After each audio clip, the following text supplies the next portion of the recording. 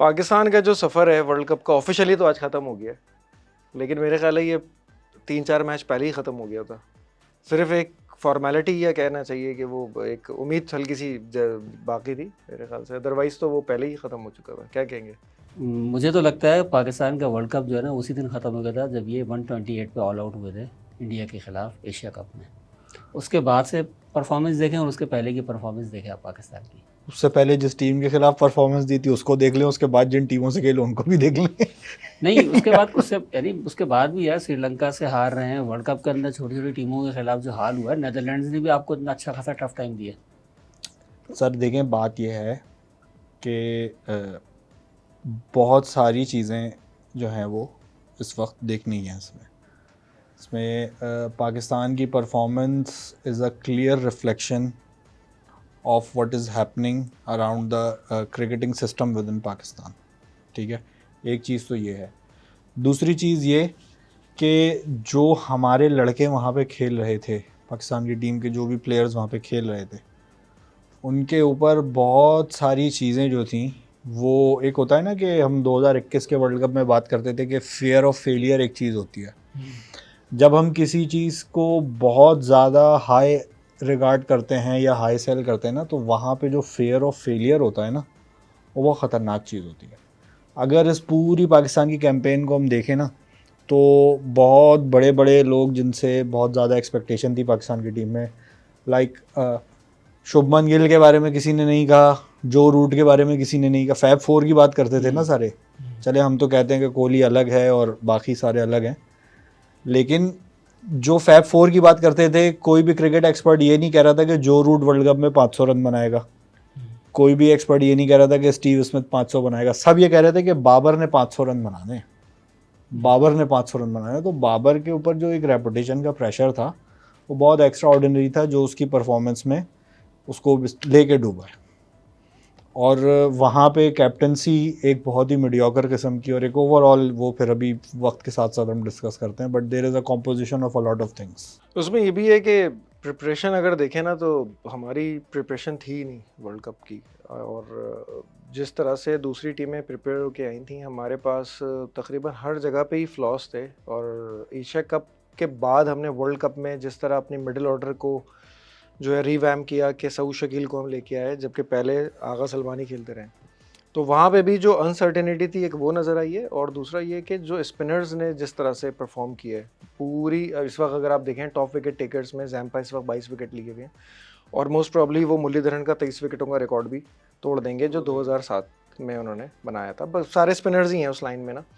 Zampa हो गए, जबकि जैम्पा ने भी एक शुरू के 1-2 मैचेस में बॉलिंग अच्छी नहीं की, लेकिन बाद में कम बैक किया। आदिल रशीद की बॉलिंग देख लें आप, और इंडिया के स्पिनर्स की तो खैर बात ही अलग है।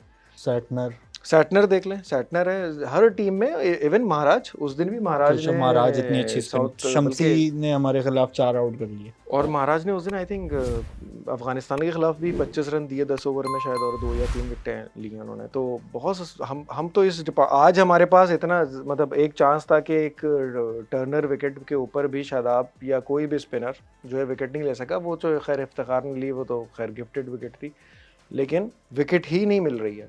तो जब विकेट नहीं मिलेगी बीच में तो आप प्रेशर ही नहीं डाल सकते हैं। और हमारे पास जो सबसे अच्छा स्पिनर था वो बाहर ही बैठा रह गया, वो रिजर्व में बैठा रह गया, बाहर भी नहीं कह सकते उसको आप रिजर्व कहें। अच्छा, मुझे तो ये लगता है कि ये भी हमारी बातें ही है कि यार जो नहीं है वो खूबसूरत है वाली बात है कि वो नहीं खेला। हाँ, जो जॉन भाई के बकौल, तो वो नहीं खेला तो इसलिए हम कह रहे हैं कि अच्छा है, वरना तो हमने शायद उसामा मीर के बारे में भी बड़ी बातें की थी, तो उसामा मीर भी आके फेल हो गया। मुझे तो लगता है ना ये जहनी तौर पे नाकाम हुए, ये प्रेशर को डील नहीं कर पाए, या एक दो बड़ी शिकस्तों के बाद ऐसे दबाव में चले गए। इंडिया के खिलाफ मैच हारने के बाद क्या हुआ? इंडिया के खिलाफ तो चले गए, डोमिनो इफेक्ट। इंडिया के खिलाफ तो तीसरा मैच हारे हैं ना। मुझे ये बताइए कि नेदरलैंड को, अच्छा एक पाकिस्तान ने 9 मैच खेले, ठीक है, 4 जीते हैं, 4 में से एक मैच बारिश और फ़खर जमान की एक्स्ट्रा ऑर्डिनरी एफर्ट कह सकते हैं। मैच कंप्लीट नहीं हुआ था, अगर बारिश नहीं होती तो देयर वाज अ चांस कि गेम पलट सकता था। इधर फ़खर की विकेट किसी भी मोमेंट पे अगर जाती 50-50% वाला चक्कर तो वो 50-50 ही था। भले फ़खर जमान डबल 100 भी कर लेता, लेकिन उसकी विकेट जाती तो पीछे जो एक पत्तों का महल जो है वो बिखरता है ना, जिस तरीके से वो हमने देखा है मुस्तकिल, बहुत मुतवातिर जो है ये काम हुआ है। तो न्यूजीलैंड वाला मैच भी जो हम जीते हैं वो फ़खर जमान और बारिश दोनों का एक कॉम्बिनेशन था। अगर बारिश ना होती तो हमारे पास कोई 24.3 ओवर में 202 रन बाकी थे और फ़खर जमान अपनी बारी पूरी कर चुका था। हो सकता है वो डबल 100 बना लेता, हो सकता है वो थोड़ा और भी खेल लेता, लेकिन अगर फ़खर जमान उस गेम में किसी भी मौके पे आउट हो जाता तो जिस तरीके से पत्तों का महल बिखरता है वो हमने मुतवातिर देखा है पाकिस्तान टीम की बैटिंग लाइनअप को कोलैप्स करते हुए। तो there was always a chance, वो गेम 50-50 ही था। उसके अलावा हम 3 मैच जीते हैं, नीदरलैंड से, बांग्लादेश से और श्रीलंका से, और इन तीनों मैचेस में एक बांग्लादेश का मैच है जो हम अच्छे मार्जिन से जीते हैं, बाकी दोनों मैचेस हम कोई बहुत अच्छे मार्जिन से नहीं जीते। इन्हीं दोनों टीम्स के ख़िलाफ़ अगर हम बड़ी टीम्स को देखते हैं कि श्रीलंका के ख़िलाफ़ ऑस्ट्रेलिया का क्या रिज़ल्ट था, श्रीलंका के ख़िलाफ़ न्यूजीलैंड ने किस तरीके से परफॉर्म किया, साउथ अफ्रीका ने क्या किया और इंडिया ने क्या किया, तो चलें अगर सही है, उनकी होम कंडीशंस का उनको एडवांटेज है, तो यार अगर वो 55 रन पे आउट कर सकते हैं उनको, तो यार कम से कम हम इतना तो एक्सपेक्ट कर सकते थे ना कि 150 पे ये बुक कर सकते हैं श्रीलंका को। यार हमने तो किसी को भी 150-200 पे आउट नहीं किया, 350 बनवा दिए। 350 भी उस वक्त तो एक वक्त तो 30 ओवर में 226 रन पे दो आउट थे, 400 लग रहे थे।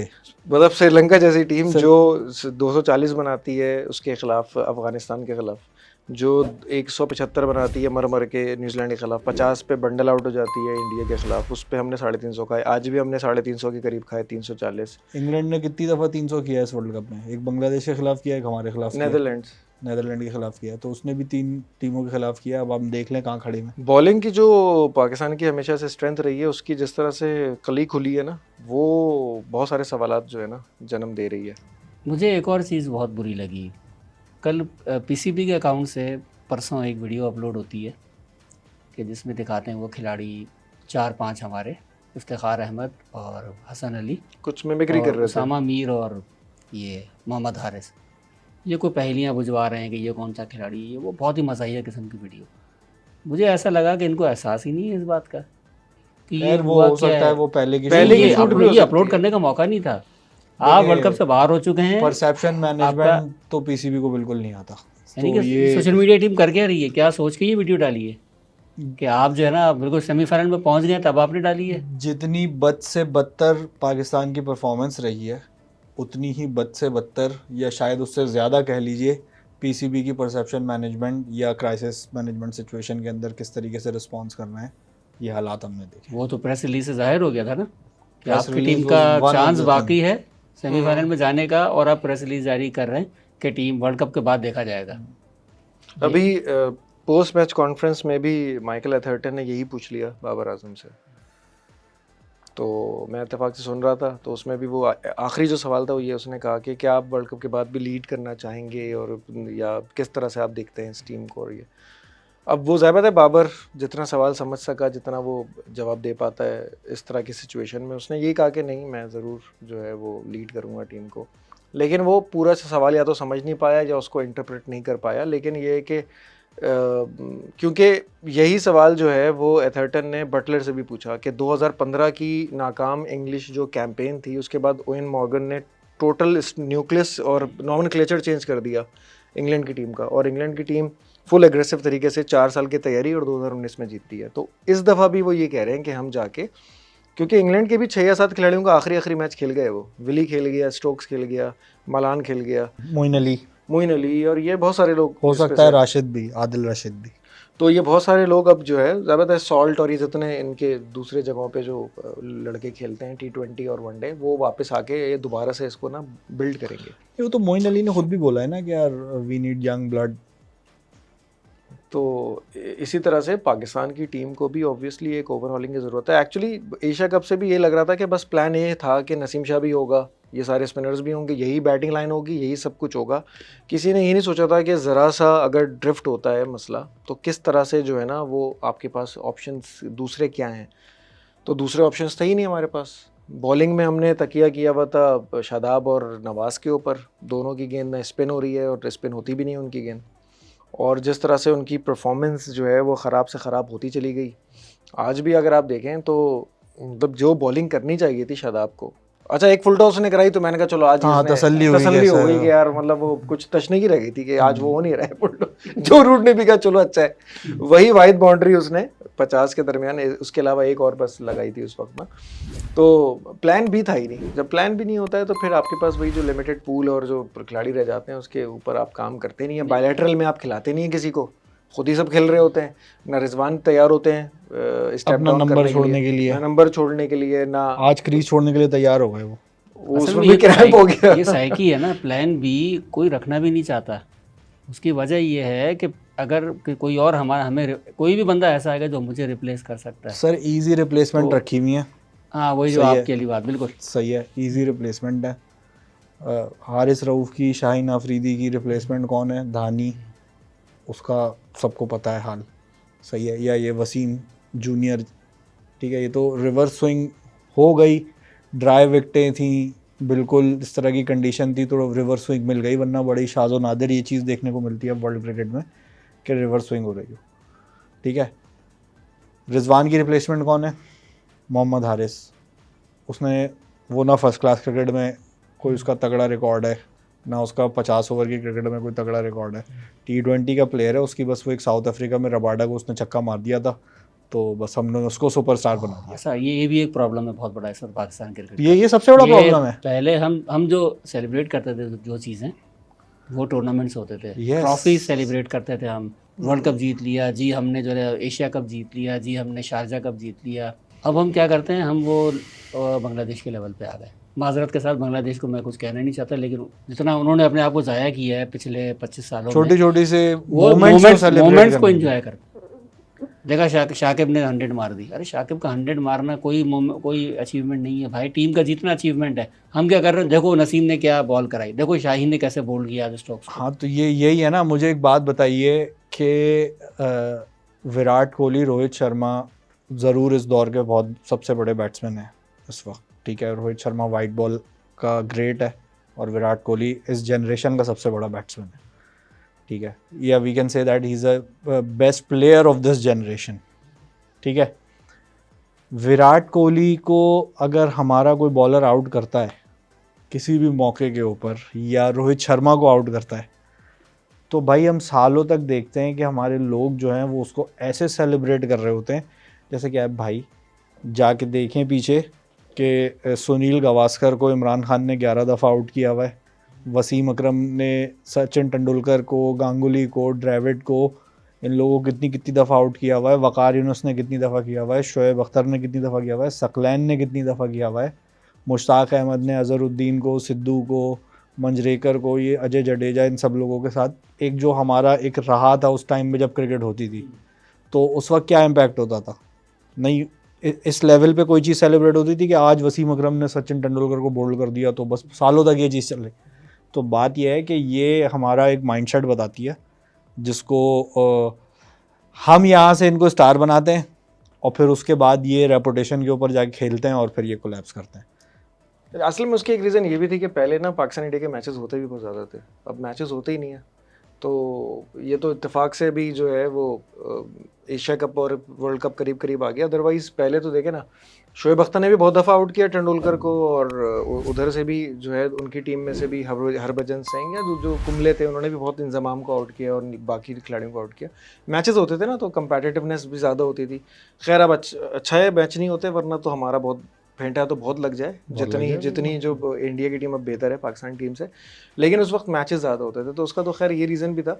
लेकिन खैर कमिंग बैक, ये जो हम अभी जो ज़हबत है पूरी पाकिस्तान की जो कैंपेन का हम जो बार बार जिक्र कर रहे हैं कि किस तरह से जो है वो एक उम्मीद की किरण थी कि फ़खर जमान जैसे आज सब शुरू हो गए बोलना कि यार क्या जल्दी थी उसको मारने की।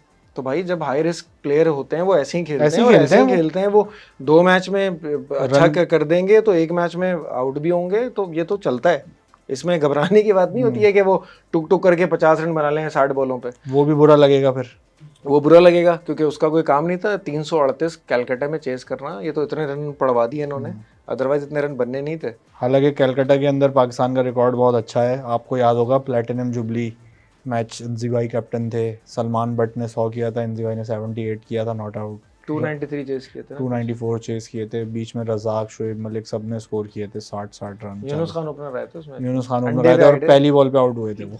अंडे पे आउट हो गए थे, हालांकि टीम का स्कोर 13 या 14 था मुझे याद है, हाँ। क्योंकि सलमान बट के साथ वो ओपनर आए थे, हाँ। क्योंकि उस टाइम पे ना वो कुछ यूनुस खान और शोएब मलिक एक ही टीम में जगह बन नहीं पा रही थी, क्योंकि रजाक भी होते थे उधर से और शाहिद अफरीदी भी होते थे पीछे 6-7वें नंबर पे, तो कुछ थोड़ी सी वो थी। असल में उस टाइम पे एक रेगुलर स्पिनर हम नहीं खिलाते थे और शोएब उनकी मलिक जगह करता था। शोएब मलिक, शाहिद अफरीदी ये कवर करते थे 10 ओवर और शायद इससे ज़्यादा भी, और अब्दुल रज़ाक के भी मिला लें तो 20 ओवर ये 3 बॉलर कराते थे, बाकी 3 रेगुलर बॉलर होते थे। पाकिस्तान की इस पूरी कैंपेन का जो वर्ल्ड कप में हुआ, इसका क्या होना चाहिए? अब मुझे तो समझ में नहीं आ रही है, मैं तो बिल्कुल ही सुनूं बिल्कुल कि ये क्या क्यों हुआ क्यों क्या है। क्यों ये पहली दफ़ा थोड़ी हुआ है, लेकिन पहली बार नहीं हुआ, पिछली लेकिन दफ़ा क्या हुआ इतनी था? देखें ये उम्मीद तो खैर कम थी, मुझे ही सबसे कम थी कि पाकिस्तान सेमीफाइनल में जाएगा। मैंने कहा भी था पाकिस्तान फाइनल 4 में नहीं होगा, लेकिन इतना बुरा परफॉर्म करने की तवक्को तो खैर मुझे भी नहीं। फात भाई, पाकिस्तान टॉप 4 की टीम थी वर्ल्ड कप शुरू होने से पहले, आप लोगों के लिए थी, मेरे लिए तो नहीं थी ना। लेकिन पाकिस्तान ने अपने पोटेंशियल्स के मुताबिक नहीं खेला, they underplayed up to their potential, और अगर वो अपने पोटेंशियल पे खेलते तो शायद वो इस टेबल में तीसरे नंबर पे या चौथे नंबर पे एंड अप करते, 1 और 2 पे नहीं करते, एक्चुअली 3 या 4 पे करते। न्यूजीलैंड और हमारे दरमियान आज का मैच हटा दें तो हम लोग इवन स्टीवन ही थे ना। जिस तरह हमने शुरू में बात की थी ना, अगर इस टूर्नामेंट से पहले के आजकल के दौर में यार सेमीफाइनल में पहुंचना कोई इतनी बड़ी जो है ना वो अचीवमेंट वैसे भी नहीं है, अगर पहुंच भी जाए तो सही है। वैसे तो पाकिस्तान, इंडिया जैसी टीमों को हर टूर्नामेंट में पहुंचना चाहिए, लेकिन पिछले वर्ल्ड कप के अंदर जब इंडिया की टीम सेमीफाइनल हारी थी ना इंग्लैंड से, तो वहाँ से किसी का व्लॉग मैंने देखा था, इंडिया की टीम जब T20 के वर्ल्ड कप में और हमने न्यूजीलैंड को हरा दिया था, फिर हम फाइनल में इंग्लैंड से हार गए 10 विकेटों से तो हारे उसमें भी किसी इंडिया के व्लॉगर ने बड़ा अच्छा उसमें कहा था कि यार अगर सेमीफाइनल में भी हम लोग हार रहे हैं ना, तो सेमीफाइनल में आजकल पहुंचना ना कोई इतना बड़ी बात नहीं है, क्योंकि हमारी जो टीम्स हैं, इंडिया की बात कर रहे थे वो, कि उसके लिए सेमीफाइनल तो बिल्कुल पीस ऑफ केक है यार। होना टीम तो चाहिए। 4 या 5 ही तो कंपेटिटिव टीम्स हैं अभी भी। अगर आप देखें तो इंग्लैंड की तो खैर बहुत ही बुरी कैंपेन हो गई ना वर्ल्ड कप की, तो पूरी परफॉर्मेंस, लेकिन जितनी भी टीम्स हैं, नेदरलैंड्स, अफगानिस्तान, श्रीलंका, ये सबको तो आप वैसे ही माइनस कर देना। 6 में से 4 टीमों ने जाना होता है, और जो कंडीशंस थी एशियन कंडीशंस जहाँ पे हम ट्रेडिशनली अच्छा खेलते हैं, तो उसमें टॉप 4 तो बहुत इजीली पहुँच जाते हैं। अगर हम अफगानिस्तान के मैच में अच्छा खेलते हैं और अगर हम साउथ अफ्रीका वाला मैच जीत जाते तो हम लोग सेमीफाइनल में थे। इंग्लैंड से मैच जीतने की ज़रूरत भी नहीं पड़ती, और वो फिर ज़्यादा बॉडी लैंग्वेज डिफरेंट होती कि क्या करना है, कैसे करना है। अदरवाइज न्यूजीलैंड ने भी देखे मिनोज से नहीं हारे।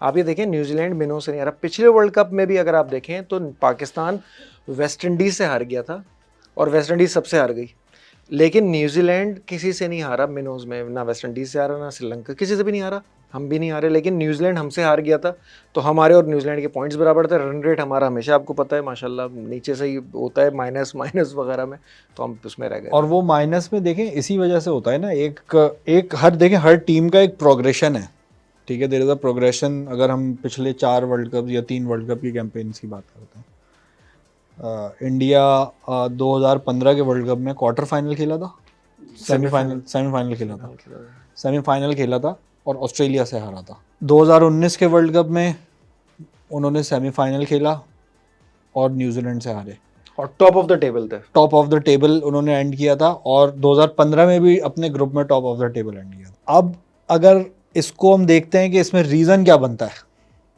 रीज़न इसमें यह बनता है कि उनके ऊपर के 2 से 3 प्लेयर आउट हो जाते थे, तो नीचे के जो 4, 5, 6 के प्लेयर्स थे वो प्रेशर लेके उतना बड़ा स्कोर नहीं कर पाते थे जो डिफेंडेबल हो, या अगर चेस पे है तो वो कंप्लीट हो जाए, ठीक है। अब जो कैप्टन आया है ना, उसने ही डिड नॉट री इन्वेंटेड द व्हील, सही है।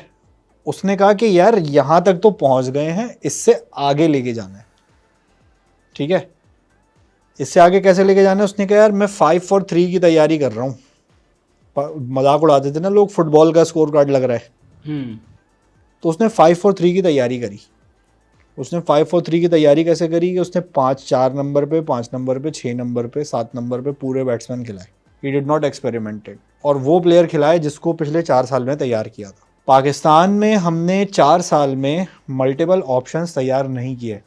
आप सोचें, हमारा एक नसीम शाह इंजर्ड हुआ है, एक अनफोर्सीन सिचुएशन हुई है ऋषभ पंत के साथ, सही है, he is an outstanding wicket keeping batsman. जिस तरीके से वो टेस्ट मैच जिताता है ना, वो मतलब इवन वनडेज में भी इंग्लैंड के खिलाफ बहुत अच्छा खेला। लेकिन जिस तरह से वो टेस्ट मैच, देखिए टेस्ट मैच तो एक सबसे एक्सट्रीम स्किल अगर किसी में लगता है ना, जो टेस्ट मैच जिता दे तो उसका मतलब वो सबसे बड़ा प्लेयर है। एक बात, एक फंडामेंटल चीज़ है ना ये। तो उसके साथ एक एक्सीडेंट हो गया, पीछे इन्होंने ईशान किशन को भी रेडी किया, इन्होंने क्या कहते हैं, राहुल को भी रेडी किया, ठीक है। 2 विकेट कीपर बैट्समैन पूरे के पूरे 11 के अंदर खिलाए इन्होंने। बाद में फिर ईशान किशन को उनको ड्रॉप करना पड़ा, लेकिन जितना वो खेला उसमें उसकी परफॉर्मेंस ऐसी नहीं थी कि यार आप कहेंगे ये क्या कर रहा है। जैसे हमारे 11 के अंदर 7 प्लेयर हैं जिनकी परफॉर्मेंस अगर 9 मैचेस की आप उठा के देखें, हमारे जो प्रीमियर फास्ट बॉलर हैं वो 500 रन दे रहे हैं टूर्नामेंट में, ठीक है। सबसे कम विकेट लेने वाला spin attack test playing nations में पाकिस्तान का है, सही है। हमारे बाद शायद नीदरलैंड है, और नीदरलैंड में भी अगर हम देखते हैं तो वो आर्यन दत्त और एकरमैन, इनका इकोनॉमी रेट शायद हमसे बेहतर हो। हमारे तो 80-80 रन के ऊपर गए हैं स्पिनर। पहला स्पेल है शादाब का जो 60 से कम पे गया है पूरे वर्ल्ड कप में मेरे ख्याल से, और पहला ही मैच होगा जिसमें इसने 10 ओवर कराए हैं। यहाँ पे इसके ऊपर हम बात कर रहे थे शुरू से, वर्ल्ड कप शुरू होने से पहले, कि हिंदुस्तान के अंदर लोग 3-3 स्पिनर खिलाते हैं।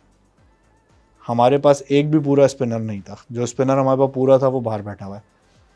अब नवाज को देख लें, 4 मोमेंट्स हमने देखे हैं काशिफ भाई पिछले 2 सालों में, जिसमें नवाज ने लास्ट ओवर या लास्ट मोमेंट में क्रैश किया है, ठीक है। क्रैश किया है या करवाया है इसको? करवाया है वो वटेवर। अब आप एशिया कप में इंडिया का मैच कह लें, आप जिम्बाब्वे का मैच कह लें, आप T20 वर्ल्ड कप कह लें, या आप ये अभी साउथ अफ्रीका वाला मैच कह लें, चलें ठीक है। साउथ अफ्रीका वाले मैच में 2 रन बाकी थे, लेकिन जितनी बाहर उसने बॉल करी थी, अगर वो बल्ला नहीं भी लगाता ना तो वो रिजवान ने भी नहीं पकड़नी थी। थोड़ा सा हमें वो कहते हैं ना कि we have to see where we are investing, और we should bank on the right choices rather than कि यार हम एक ऑप्टिमिस्टिक उसमें जाके कि नहीं यार ये हमारा मैच विनर है और ये हमें ये करके देगा। भाई 2 मैचेस में अश्विन ने विकेट एक ली थी पहले मैच में, उसके बाद उसको वर्ल्ड कप में नहीं खिलाया, सही है। क्या हम नोमान अली को नहीं लेके जा सकते थे वर्ल्ड कप में, जो हमारे टेस्ट मैच में बॉलिंग करता है? फिंगर स्पिनर है ना, लेफ्ट आर्म, और लेंथ पे बॉल करता है वो तो 35-35 40-40 ओवर करता है एक इनिंग में।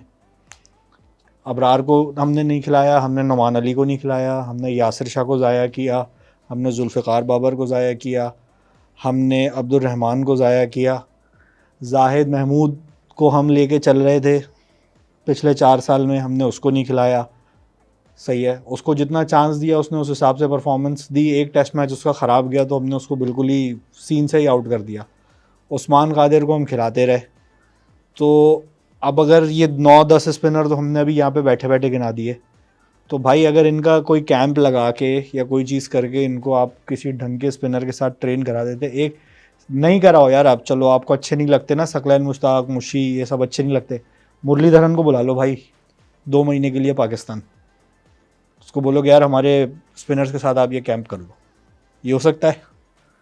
ऐसी 1000 चीज़ें हैं जो की जा सकती हैं। आई थिंक देखो थोड़ा सा ज़्यादा बात है, हम इमोशनल भी हो रहे हैं, लेकिन जो पीसीबी की जो मैनेजमेंट है ना, जिसमें वनडेज नहीं होते, प्रायोरिटी वनडेज की है नहीं, T20 की प्रायोरिटी है, फ्रेंचाइजर्स का एक प्रेशर है उसके अच्छा उस पे भी बहुत ज़्यादा बात हो रही है कि यार जो फ्रेंचाइजर्स में किसी ओहदे पे हैं उनको पीसीबी के किसी भी इंपॉर्टेंट पोजीशन पे नहीं होना चाहिए। अच्छा दूसरा ज़्यादा बात है, सबके अपने अपने इंटरेस्ट आ जाते हैं। दूसरी बात ये है कि सबसे less number of matches one day के पाकिस्तान ने खेले हैं 2 पूरे 4 सालों में, राइट।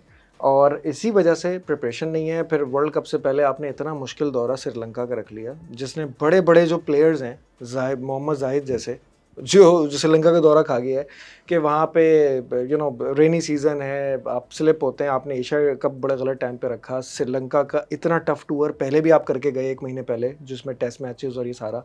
पिछले साल भी जो इंजरी हुई थी शाहीन अफरीदी की वर्ल्ड कप से पहले, याद होगा आपको, श्रीलंका में, वहीं टेस्ट सीरीज में एग्जैक्टली चौका बचाते हुए वो जो गिर गए थे। तो ये जो पूरी प्लानिंग थी ना, ये आगे भी यही नज़र आ रहा है कि 1 साल तक तो कोई वनडे है भी नहीं हमारा।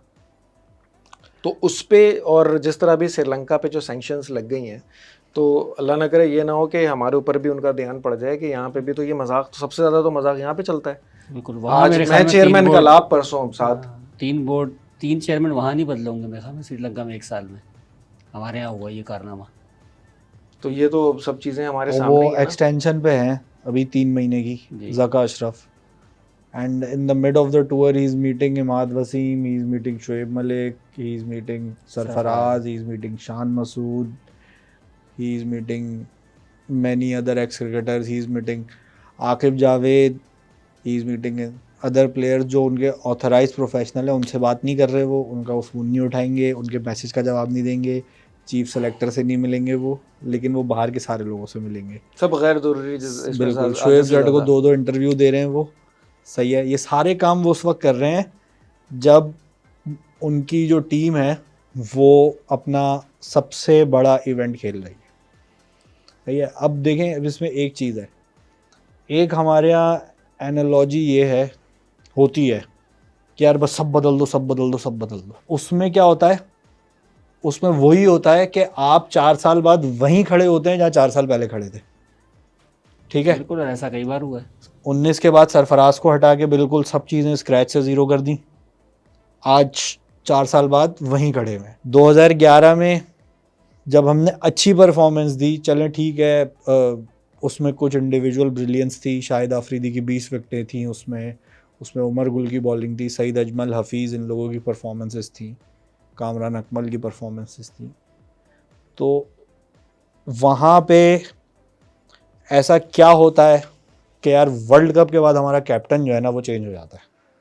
बाबर की कैप्टनसी पे 1000 क्वेश्चन मार्क्स हैं, और मेरा नहीं ख्याल कि मेरे ख्याल से मिसबा की कैप्टनसी से अगर बाबर की कैप्टनसी को कंपेयर किया जाए तो मुझे पर्सनली ज़्यादा फ़र्क नहीं लगा, इट्स मोर और less the same. But my point is कि आज अगर हम कैप्टन बदलने जाते हैं, ठीक है, तो हम 4 साल बाद फिर यहीं खड़े होंगे जहाँ आज खड़े हैं। एक कैप्टन नया आएगा, एक सेटअप नया आएगा, वो अपने लोग लेके आएगा, और 4 साल में वो रेडी होंगे, टूटे फूटे जैसे भी हैं। इसमें हो सकता है कुछ अच्छे खेलने वाले भी ज़ाया हो जाएं, ठीक है, हो सकता है कुछ एवरेज प्लेयर्स, ये बात सही है बिल्कुल कि 15 की अगर हम बात करते हैं तो अगर इस प्रोसेस को देखें कि पिछले 3 साल से जो लड़के खेल रहे थे वही खेल रहे हैं, लेकिन बात यह है कि पिछले 3-4 साल से जो लड़के खेल रहे थे उसमें से 5 से 6 लड़के ऐसे हैं जो अगर उनकी मेरिट देखें ना तो बनता नहीं है उनका 15 में होना। उनके 15 में होने की वजह ज़ाहिर है वो कैप्टन को पसंद है, या कोच को पसंद है, या वाइस कैप्टन को पसंद है, सही है। बल्कि वाइस कैप्टन तो खुद उनमें से एक हैं जो हर फॉर्मेट में टेस्ट मैच वो नहीं खेलेंगे, उसके लिए उन्होंने मना कर दिया है कि मैं रेड बॉल क्रिकेट नहीं खेलूँगा, मैं सिर्फ वाइट बॉल खेलूँगा। और वाइट बॉल के अंदर, वनडे के अंदर वो T20 वाली बॉलिंग कराते हैं, जिसके अंदर 9 मैचेस के अंदर उनको बहुत बुरी तरीके से सबने एक्सपोज होते हुए देख लिया, ठीक है।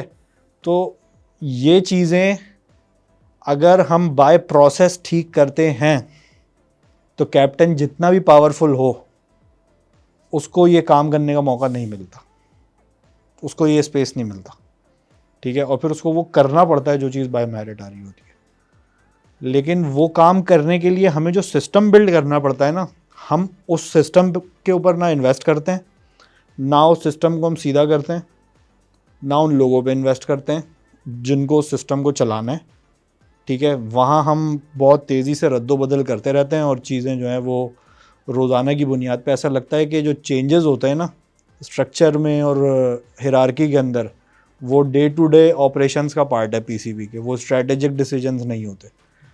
तो ये चीज़ें जब तक सही नहीं करेंगे हम तो इसका रिफ्लेक्शन टीम में इसी तरीके से आएगा। यार ये चीज़ ऐसा नहीं है कि पहले नहीं रही, पहले रही हैं और अब नहीं है, शुरू में भी ऐसे ही होता था, लेकिन फिर भी हम खिलाड़ी अच्छा खेलते थे, इंडिविजुअल ब्रिलियंस कहीं नज़र आ जाती थी या कुछ और थी, 3-4 खिलाड़ी मैच विनर आपके पास होते थे टीम के अंदर।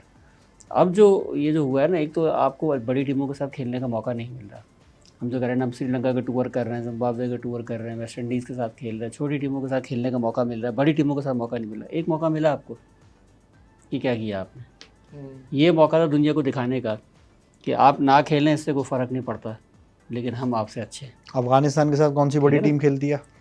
नहीं, मैं तो पाकिस्तान की बात कर रहा हूँ ना, बाकी की तो मैं बात ही नहीं कर रहा। ये कोई एक्सक्यूज़ नहीं है ठीक फात है भाई, ना? लेकिन ये जो लेकिन लोग ये एक्सक्यूज़ दे रहे हैं ये एक बड़ी मैं लेम सी बात है। मैं भी वही कह रहा हूँ ना कि भाई आपको मौका मिला था ना दिखाने का कि भाई हम हैं ब्रिलियंट, आप ना खेलें हमारे साथ, इंडिया ना खेले। स्टेज तो सेट था ना आपके लिए। स्टेज आपके लिए तैयार था, कंडीशंस भी पाकिस्तान में मिलती जुलती थी, लेकिन आपने उस मौके को ज़ाया किया।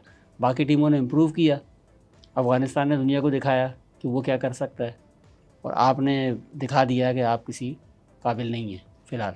भाई देखें, हमारा तो ज़ाहिर पता है ये पोस्टमार्टम पाकिस्तान टीम पे ये तो चलता रहेगा और आगे आगे भी हम इस पे बात करते रहेंगे, लेकिन हमें पता है कि बहुत सारी चीज़ें टेक्निकली इसमें सही होने वाली हैं भी नहीं, जो नहीं होंगी, क्योंकि बोर्ड भी ऐसे ही है, हमारा यही ऐसा रहेगा। सारा कुछ जो सेटअप है पॉलिटिसाइज, इसमें पॉलिटिकल इसमें इन्फ्लुएंस बहुत ज़्यादा होता है, जो भी करंट जो गवर्नमेंट होती है उसका, कि मेरा बंदा आएगा, उसके बाद अभी फिर इलेक्शंस होंगे, फिर कोई पॉलिटिकल जो है वो तैनाती जो है वो बंदा जो है वहाँ पॉलिटिकली आ जाएगा।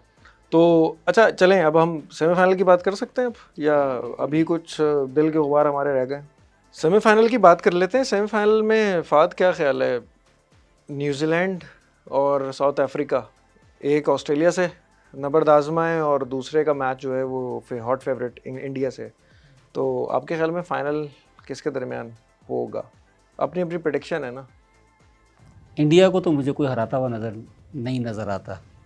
न्यूजीलैंड ने अपने मैच में टफ़ टाइम दिया था इंडिया को, लेकिन मेरा नहीं ख्याल कि इस मुकाम पर के 8 मुसलसल मैचेस जीतने के बाद इंडिया, तो एशिया कप में भी मुसलसल सारे जीता इंडिया, यहाँ भी सारे जीता, तो इंडिया को कोई हराता हुआ नज़र आता। कोई मुआवजा हो जाए उस दिन न्यूजीलैंड के हक़ में तो अलग बात है, वरना इंडिया तो मुझे फ़ाइनल में नज़र आता है, और बल्कि मुझे तो फ़ाइनल जीतता हुआ भी नज़र आता है। क्यों? क्योंकि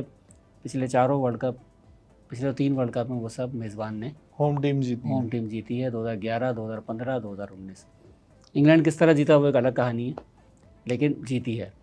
तो और दूसरा जो सेमीफाइनल है वो ज़रा दिलचस्प है, 99 का रिपीट है साउथ अफ्रीका आज के तक पास। साउथ अफ्रीका सेमीफाइनल में जीता नहीं है उससे, हाँ, ऑस्ट्रेलिया से, बल्कि टाई करके भी नहीं जीता साउथ बेचारा, अफ्रीका फाइनल में कब पहुंचा है वर्ल्ड कप? कभी भी नहीं। और न्यूजीलैंड एक दफ़ा पहुंचा है। न्यूजीलैंड 2 मरतबा, 15 2015 और दोनों, 19 में। यानी कि अगर इस मरतबा पहुंचता तो मुसलसल तीसरा फाइनल होगा। न्यूजीलैंड की टीम अच्छी है, वो सेमीफाइनल फाइनल में इसलिए आती है कि सामने वाली टीम को मौका दिया जाए जीतने का। हमेशा यही होता है। 2015, 2011, 2007, आप बस 99 आप निकालते 92 आप निकालते चले जाएं उसमें, और नए 79 में भी, और जब वो इंग्लैंड से आ रही थी, ये पूरा सिलसिला है। फिर पिछले साल T20 का वर्ल्ड कप का फाइनल सेमीफाइनल पाकिस्तान से आ रही, उससे पहले एक और फाइनल वो ऑस्ट्रेलिया से आ रही, जिसमें शाहीन आफरीदी को 3-6 मार दिए वेड ने और फाइनल में पहुंच गए। वो सेमीफाइनल फाइनल में पहुंचना उसका यही उसकी महराज होती है। वो फ़र्ज़ अदा करते हैं और अपना चले जाते हैं, सुन्नतें नहीं पढ़ते वो यही वाली मिसाल है। तो आप ये कह रहे हैं कि ऑस्ट्रेलिया इंडिया का फाइनल है? मुझे तो ऑस्ट्रेलिया इंडिया लगता है। साथ तुम्हारे क्या प्रेडिक्शन है? मेरी प्रेडिक्शन ये है कि ऑस्ट्रेलिया इंडिया का फाइनल होता हुआ नज़र आ रहा है, क्योंकि वानखेड़े के अंदर बॉम्बे में इंडिया को हराना आसान नहीं है, और वो भी न्यूजीलैंड ने बहुत अच्छा खेला है, वो सारी उनकी परफॉर्मेंस अपनी जगह है, बट बॉम्बे के अंदर जो है वो इंडिया का रिकॉर्ड बहुत अच्छा है, और वो सूट करती हैं कंडीशंस उनकी पूरी ओवरऑल टीम के बिल्कुल परफेक्ट। और दूसरे सेमीफाइनल में?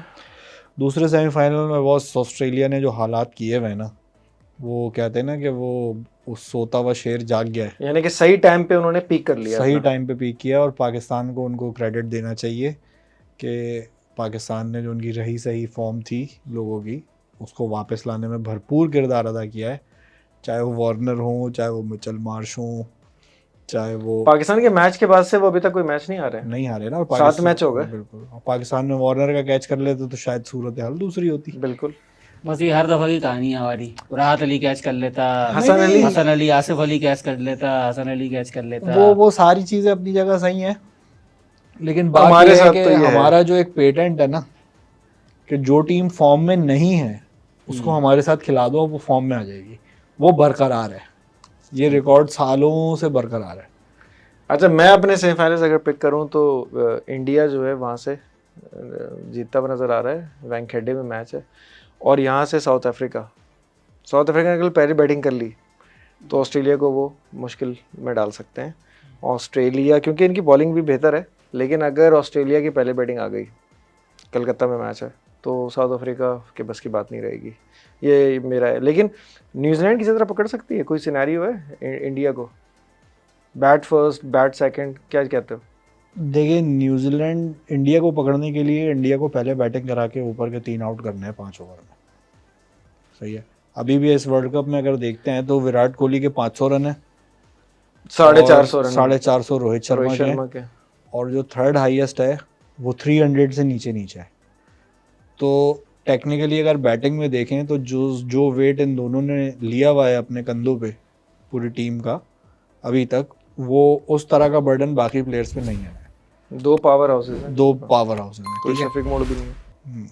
शफीक मोड भी नहीं है, नागन भी नहीं है दोनों ने तो मतलब प्योर पावर हाउसेस हैं प्योर भाई, पावर हाउसेस मतलब हैं। सारा प्रेशर लेना, दोनों ने मिला के 1000 रन बना लिए इस टूर्नामेंट में।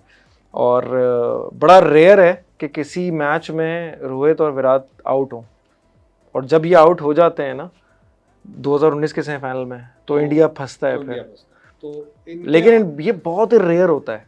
नहीं, ये रेयर होता है, लेकिन न्यूजीलैंड की टीम वाहिद टीम है जिसने इनको 2019 में भी हराया, WTC में भी हराया, और 1-2 जगह और भी इंडिया को टफ टाइम दिया है। तो इंडिया के जहन में भी ये बात होगी, लेकिन करंट परफॉर्मेंस पे तो कोई मैच नहीं है। करंट परफॉर्मेंस पे तो कोई मैच नहीं है। और दूसरा, इसमें इस टाइम पे इंडिया एज अ टीम, एक तो हमने 5 for 3 की बात करी है, और दूसरी बात जो सबसे स्टैंड आउट इनका वो है ना, वो है इनकी बॉलिंग। इस तरह की इंडिया की बॉलिंग कभी नहीं थी। सही है। मुझे नहीं पता कि क्या हुआ है, कैसे इतनी स्विंग होती है, ठीक है, नहीं समझ में आया कुछ। तो ये एक्स्ट्रा ऑर्डिनरी बॉलिंग है इनकी, और इसको ज़ाहिर है अगर वानखेड़े के अंदर इनको बिल्कुल बेल्टर मिलता है ना, तो उस सूरत में न्यूजीलैंड का चांस है, वो भी इस कंडीशन पे कि वो कोहली और शर्मा को अर्ली ऑन शुरू के स्पेल में आउट कर दें। अदरवाइज़ मुझे नहीं लगता कि वो इंडिया को पकड़ सकते। बॉलिंग उनकी परफेक्ट है, फील्डिंग उनकी अच्छी है, और बैटिंग का तो कोई मैच ही नहीं है। तो इस वक्त इंडिया तो बहुत ही क्लियर फेवरेट है। लेकिन बात यही चल रही थी कि 1975 से फाद अभी तक ना 2023 का वर्ल्ड कप है, कभी भी ऐसा फाइनल नहीं हुआ जिसमें ऑस्ट्रेलिया, इंडिया किसी एक वर्ल्ड कप में भी ना हो, या इंग्लैंड, इन तीनों में से बिग 3 जिसे हम कहते हैं। 75 की बात करते हैं तो ऑस्ट्रेलिया, वेस्ट इंडीज़, 79 में इंग्लैंड, वेस्ट इंडीज़, फिर 83 में इंडिया, वेस्ट इंडीज़, फिर 87 में इंग्लैंड और ऑस्ट्रेलिया, 92 में पाकिस्तान और इंग्लैंड, 96 में श्रीलंका, ऑस्ट्रेलिया, 99 में फिर ऑस्ट्रेलिया पाकिस्तान के साथ, फिर 2003 में इंडिया, ऑस्ट्रेलिया, 2007 में ऑस्ट्रेलिया, साउथ अफ्रीका, ऑस्ट्रेलिया और श्रीलंका, 11 में इंडिया वर्सेस श्रीलंका। तो 15 में हम जाते हैं तो ऑस्ट्रेलिया फिर आ जाता है न्यूजीलैंड के साथ फाइनल में, 19 में इंग्लैंड फिर आ जाता है। तो कोई भी ऐसा नहीं गुजरा है कि जिसमें इन तीनों में से कोई एक ना हो, और इस दफ़ा तो ये दोनों भी हो सकते हैं साथ, ऑस्ट्रेलिया और इंडिया, वरना ज़्यादा चांस इन्हीं का है। और जो मैं जिस तरह प्रेडिक्ट कर रहा था कि इंडिया साउथ अफ्रीका होगा, तो उसमें फिर भी एक तीनों में से तो एक आ ही जाएगा अगर ऐसा होता है तो। यानी कि साउथ अफ्रीका न्यूजीलैंड अगर होता है तो ये बहुत गैर यकीनी सी बात है जो स्टार्ट से भी प्रूव नहीं हो रही है। और ये जो हारी हुई टीम है ना, उनके लिए बड़ी खुशी की बात होगी, कोई नया वर्ल्ड चैंपियन बनेगा यार, कोई तो नया बने, हम ना सही हमारे बाद नहीं। खैर वैसे न्यूजीलैंड का मेरे ख्याल से यार बनता है कि एक वर्ल्ड कप तो उनका होना चाहिए। मतलब they are the first team in the history to win WTC, और कंसिस्टेंटली हम इनकी परफॉर्मेंस देखते हैं। अभी तो इंडिविजुअल ब्रिलियंस भी है, रचिन रविंदर एक स्टैंड आउट परफॉर्मर है, केन विलियमसन को तो कुछ करने का मौका नहीं मिला अभी, उसके बाद ये हाल है। सही है। लेकिन प्लेयर तो यार इस दफ़ा रचिन रविंदर एक हमारे वकार भाई क्या कह रहे थे, रविंद्रा, ये रचिंद्रा कुछ कर रहे थे ना, कुछ अजीब मिक्स कर दिया उसका नाम, लेकिन रचिन रविंद्रा जो है यार मतलब स्टैंड आउट प्लेयर है, he has been a stand out player, और वो is the find of the tournament. और अफगानिस्तान की team is the most improve team of this world cup. Number 3 number 4 ने बड़ा इंप्रेस किया यार, रहमत और शाही हशमतुल्लाह। और ये सेमीफाइनल में पहुंचते अगर ये ग्लेन मैक्सवेल जो इनके साथ ये ना करता वो कैच छूट गया मुजीब से, जिस तरह हम कैचेस को रोते हम हैं, रोते हैं। वरना तो अफगानिस्तान पहुंच जाता है। ले गया था उसने बिल्कुल, जो है ना वो कह रहे हैं कि गर्दन से पकड़ लिया था ऑस्ट्रेलिया को, लेकिन वो मैक्सवेल जो है। और साउथ अफ्रीका को भी काफी टफ टाइम दिया उसने आखिरी मैच में भी, बड़े मतलब एंड पे अच्छा, जाके लेकिन वो चले इनका एक सरफराज के ये- दोस्त ने जितवा दिया। हाँ ये यस, सरफराज के दोस्त ने जितवा दिया, उसको भी एक फुल मैच खिला एक्वायर दिया खिला दिया उन्होंने, कहा यार आप आंधी देख ले। लो। खैर बहुमा उस दिन बहुत ज्यादा वो भागते हुए उसको प्रॉब्लम हो रही थी यार उस दिन भी, मतलब अभी भी फिट नहीं है क्या वो कंप्लीट? हाँ वो भागता खैर था हमारी बाउंड्री पॉडकास्ट का मुस्तकिल किरदार है बहुमा साहब, और बहुमा अभी तक वो मतलब जिंदा है तारीख के उनके पन्नों में। उनके बगैर जो है ना हमारी पॉडकास्ट मुकम्मल नहीं होती। बबूमा 100 ना बना दे सेमीफाइनल में, ये देख लें आप। यार मैं तो मैं तो कह रहा हूँ कि साउथ अफ्रीका जीतेगा, मैं तो इस प्रेडिक्शन पे हूँ। और बहुमा मुझे लग रहा है कि कोई स्टैंड आउट परफॉर्मेंस देगा, क्योंकि स्टैंड आउट तो वो हो ही जाते हैं जब खड़े होते हैं तो, लेकिन ये है कि परफॉर्मेंस वाइज अगर देखें तो अभी तक इंडिविजुअल कुछ ऐसा- परफॉर्मेंस, individual लेकिन performance। कैप्टनसी उसने बड़ी तगड़ी करी है इसमें। अच्छी कैप्टनसी की है। डिकॉक के ऊपर बड़ा डिपेंड करती है ये टीम, कि जब डिकॉक जल्दी आउट होता है तो ये थोड़ा सा स्ट्रगल करते उनके हैं। हालात मुख्तलिफ हैं। डिकॉक जब तो खैर जब अपनी- डिकॉक ने 100 किया है, इन्होंने 350 और 390 के करीब लेकिन स्कोर डिकॉक का किया। मसला ये है कि वो अपनी विकेट बहुत ही बुरे शॉट पे देके जाता है। डिकॉक ने अभी तक दूसरी सारे इनिंग्स जितने में वर्ल्ड स्कोर कप में नहीं आउट हुआ साउथ बिल्कुल उल्टे अफ्रीका shots का पे out। बड़ा रियल टेस्ट है इस दफा, अपने सारे गुना इल्जामात धोने का, चोकर्स वाला के सेमीफाइनल में बाहर और बिग स्टेज पे हाथ पांव फूल गए। इस बार उनके प्लेयर्स भी डिफरेंट है ना, क्लासन मतलब एक नया प्लेयर है, उस तरह से इतना पुराना नहीं है जितना दूसरे प्लेयर्स जो हैं इनके, वेंडरडूसन, ये सारे प्लेयर्स इनके मतलब ये नई लॉट वाले प्लेयर्स हैं। लेकिन मिलर थोड़ा सा पुराना है, मिलर अच्छा, को हम कह सकते हैं। इनके काशिफ भाई, इनके भी हालात बड़े ख़राब थे 2019 में, जब बहुत Hashim Amla, AB de Villiers, Faf du Plessis, इनका बिल्कुल डिक्लाइन शुरू हुआ था।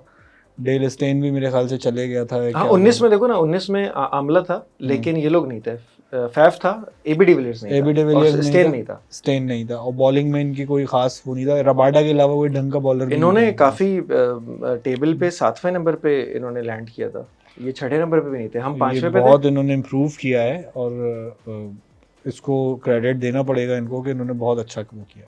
मतलब इनको कोई इतना ज्यादा भाव नहीं दे रहा था, बिल्कुल इन्होंने खुद ही अपने भाव लगवा लिए, इतना अच्छा खेला कि मतलब जबरदस्त। और फिर इनकी टीम में भी जो एक दो यंग ब्लड जिस तरह यानसन वगैरह आए हैं, जो एक मिक्सचर हुआ है ना, कोटजे, कोटजे, कभी कोटजे को खिला लेते हैं, कभी ये शम्सी को खिला लेते हैं अकॉर्डिंग टू द पिच। उस दिन हो सकता है कि यार ये कलकत्ता में मैच है, ये हो सकता है शम्सी को खिलाएं। अच्छा, कलकत्ता में जो है ना 2 तरह के ट्रैक्स हैं, एक तो बैटिंग ट्रैक है और एक ये जो काली मट्टी वाली पिच आज हमने देखी है ये, ठीक है, ये थोड़ी सी टर्नर होती है। अगर इस तरह की कंडीशन होती है ना, तो पहली इनिंग में 250 पौने 300 लगाने के बाद आपका बड़ा सेफ स्कोर। लेकिन साथ बैटिंग विकेट ज्यादा तो वैसे नहीं रही है। देखो ना अभी जिस तरह आज के मैच में भी जो दिनेश कार्तिक है, वो कोलकाता की तरफ से काफी खेला है उसने, केकेआर से खेलता था। हाँ, तो वो आज पिच को जब देख रहा था और बता रहा था, कह रहा था कि ये सेकंड इनिंग में बहुत मुश्किल हो जाएगी जो बैटिंग इस वक्त करेगा। कह रहा है कि ये नॉर्मली जो है ना, ये बस आउटफील्ड बहुत ज़बरदस्त है इसकी, तेज़ है, लेकिन जिस तरह पिच के साइडों पे हल्का हल्का ग्रीन टिंच नज़र आ रहा था ना, तो उसने कहा कि यार ये जिस तरह का ये ट्रैक होता है ना, ये पहली बैटिंग को सपोर्ट करता है, सेकंड बैटिंग में ये प्रॉब्लम करता है, क्योंकि वो सेकंड बैटिंग में जाते जाते ये और स्लो हो जाता और है। आज ड्यू का फैक्टर भी नहीं था। नहीं इतनी ड्यू, मेरे ख्याल से जितना वो 5-5, 6-6, 7-7 डिग्री टर्न हो रही थी आदिल रशीद की बॉल और उसकी मोइन अली की, तो सेकंड इनिंग के लिए मुझे ऐसा लगता है कि शम्सी को खिला सकते हैं वो। तो ये डिपेंड करता है विकेट के ऊपर डिसाइड करेंगे ये क्या।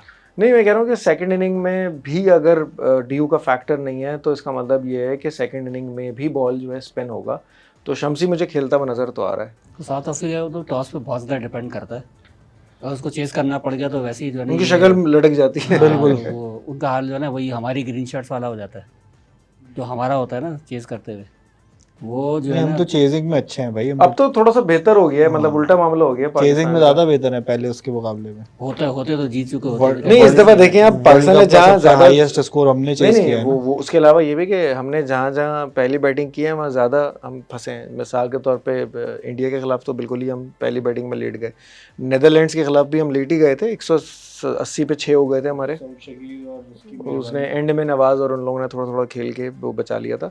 लेकिन ये कि अब ट्रेडिशनली तो पाकिस्तान चेज़र अच्छे नहीं रहे हैं, लेकिन जो ये वाली लॉट है, ये इतना T20 वगैरह खेल के थोड़े से चेज़ में ये लोग बेहतर हो गए, ज़्यादा कंफर्टेबल मुझे लगता है कि ये चेज़ में होते हैं। तो खैर अभी तो अब कल का मैच अगर हम हटा दें, कल तो बस एक डेड रबर है, वो तो इंडिया कंफर्टेबली जीत जाएगा नीदरलैंड से। 3 मैचेस रह गए टेक्निकली टूर्नामेंट में। बड़ा मतलब ज़बरदस्त एक जर्नी रही पूरे टूर्नामेंट की, और बड़ी एक्साइटिंग मतलब जर्नी रही है। पाकिस्तान के लिए तो खैर इतनी नहीं रही, लेकिन हमने अगर पूरे टूर्नामेंट के हवाले से देखें तो बड़ी वेरिएशंस, बड़े चीज़ें इसमें क्रिकेट मतलब की। मुझे कितना सोच के पता नहीं क्या हो रहा है कि एक वो दिन था जब पाकिस्तान ने श्रीलंका के खिलाफ चेस किया और हम कितने खुश थे, और आज जो है पाकिस्तान का आखिरी मैच हुआ है और हम कितने चेहरे हटके उदास नहीं है, हम थके हुए हैं, सुबह 6 बजे से उठे हुए हैं भाई। सही है, और सारा दिन बाहर गुजारा है। मिक्स्ड इमोशंस है एक्चुअली। जाहिर बात है, वो अपनी टीम को तो हर कोई देखना चाहता है। रियलिस्टिकली तो आज सिर्फ कौशल परेरा ही हंस रहा है। हाँ, वो उसके भाई वो बोर्ड बंद करा दिया उसने।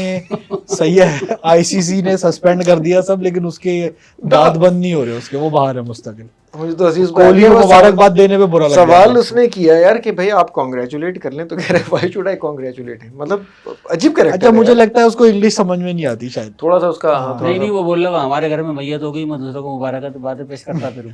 लेकिन उसके दांत फिर भी बंद नहीं हो रहे। तो भाई अपने घर में मैयत पे हंस क्यों रहे हो तुम?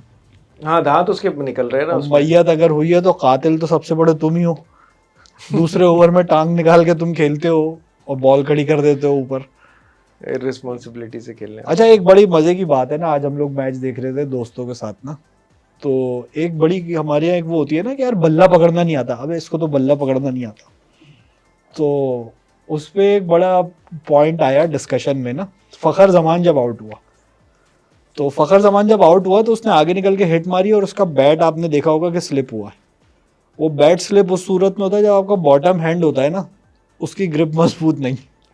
ठीक है, तो हम लोग ज़रा ये इस तरह की बात करने लगे ना कि यार ये बॉटम हैंड की ग्रिप नवाज की भी स्लिप हो जाती है, इसकी भी हो जाती है। तो उस पर हमारे एक दोस्त है, उन्होंने बड़ा ज़बरदस्त पॉइंट बोला, तो यार इसका मतलब यही है ना कि इनको बल्ला पकड़ना नहीं आता। तो उसका भी कौशल मेंडिस का जो है ना इसी तरह का हाल है कुछ। चले, कौशल मेंडिस और हमारे बाबर आजम साहब सब जरा बाहर हो चुके हैं। अब जो मुकाबला होगा वो 4 टीमों के दरमियान होगा। कौन जीतेगा आप भी देखेंगे, हम भी देखेंगे।